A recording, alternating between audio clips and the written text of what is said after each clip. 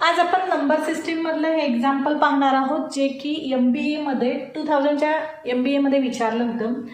A 3 digit number 4A3 is added to another 3 digit number 984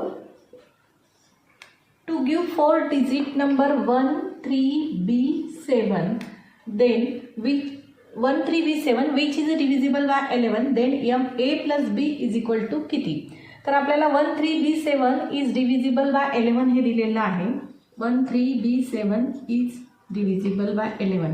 divisibility test काय आहे 11 ची, तर sum of the digits at odd places and even places ची sum, या दोघांमधला difference 0 किंवा 11 असतो.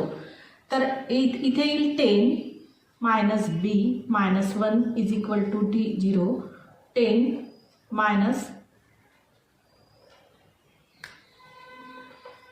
9 minus B is equal to 0.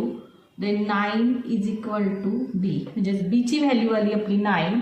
Then इथे आपल्याला सांगितलेलं आहे A plus 8 is equal to B.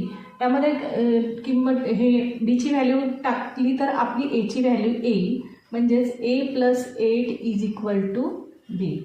बीची व्हॅल्यू आली आहे आपली 9. So A is equal to 9 minus 8. A is equal to 1.